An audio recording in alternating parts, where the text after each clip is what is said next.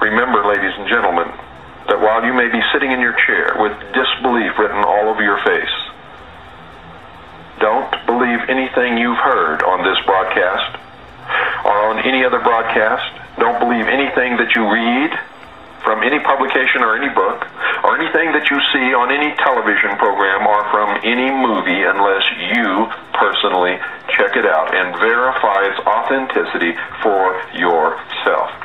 If you fail to do that, then you will always be a puppet on the end of someone else's string, and when they pull that string, you will dance, because that's exactly what you're supposed to do. Welcome to my series on Bill Cooper's Silent Weapons for Quiet Wars. This is part 5, a continuation of the economic model. This future-proof past?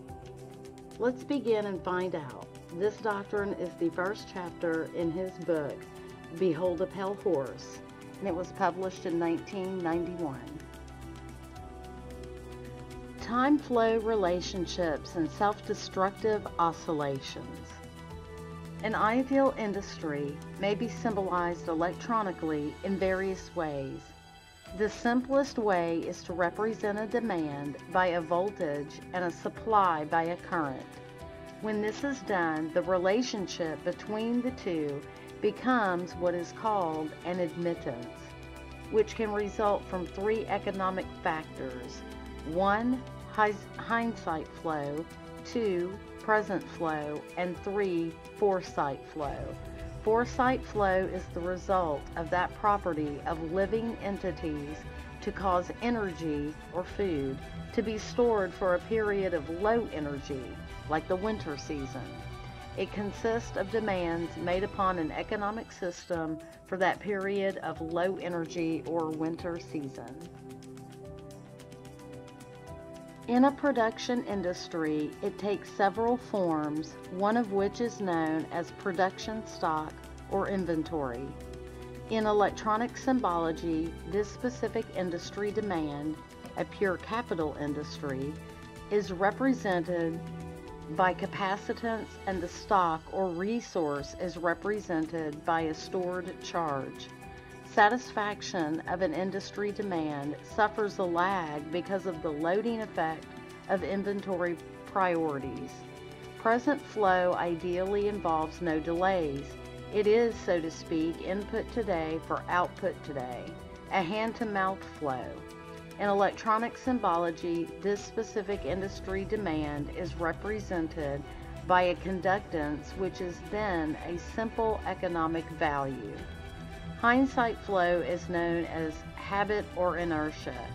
In electronics, this phenomenon is the characteristic of an inductor, in which a current flow creates a magnetic field, which, if the current begins to diminish, collapse to maintain the current. Other large alternatives to war as economic inductors or economic flywheels are an open-ended social welfare program or an enormous open-ended space program. The problem with stabilizing the economic system is that there is too much demand on account of 1. Too much greed, and 2. Too much population. This creates excessive economic inductance, which can only be balanced with economic capacitance. The social welfare program is nothing more than an open-ended credit balance system which creates a false capital industry to give non-productive people a roof over their heads and food in their stomachs. This can be useful, however, because the recipients become state property in return for the quote-unquote gift, a standing army for the elite. For he who pays the piper picks the tune.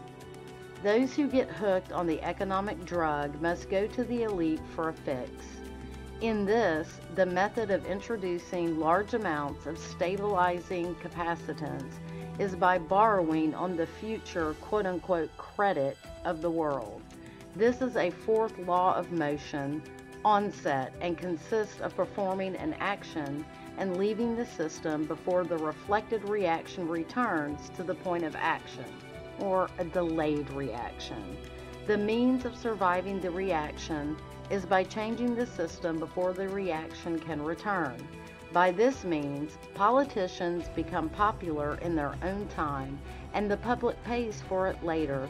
In fact, the measure of such a politician is the delay time. The same thing is achieved by a government by printing money beyond the limit of the gross national product, an economic process called inflation. Note: remember that inflation is only the act of printing money in excess of gross national product. They could blame it on the price of widgets or oil only because you never knew the real cause. The real cause and the only cause of inflation is the printing of more money beyond the gross national product. This puts a large quantity of money into the hands of the public and maintains a balance against their greed, creates a false self-confidence in them, and for a while stays the wolf from the door. They must eventually resort to war to balance the account, because war ultimately is merely the act of destroying the creditor, and the politicians are the publicly hired hitmen that justify the act to keep the responsibility and blood off the public conscience. See section on consent factors and social economic structuring.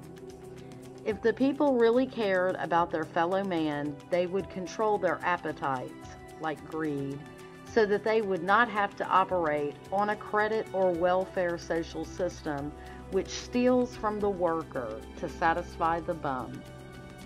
Since most of the general public will not exercise restraint, there are only two alternatives to reduce the economic inductance of the system.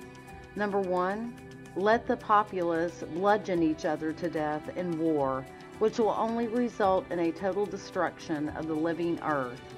Number two, take control of the world by the use of economic quote-unquote silent weapons in a form of quote-unquote quiet warfare, and reduce the economic inductance of the world to a safe level by a process of benevolent slavery and genocide. The latter option has been taken as the obviously better option. At this point, it should be crystal clear to the reader why absolute secrecy about the silent weapons is necessary. The general public refuses to improve its own mentality and its faith in its fellow man. It has become a herd of proliferation barbarians, so to speak, a blight upon the face of the earth. They do not care enough about economic science to learn why they have not been able to avoid war despite religious morality, and their religious or self-gratifying refusal to deal with earthly problems renders the solution of the earthly problem unreachable by them. It is left to those few who are truly willing to think and survive as the fittest to survive, to solve the problem for themselves as the few who really care. Otherwise, exposure of the silent weapon would destroy our only hope of preserving the seed of future true humanity.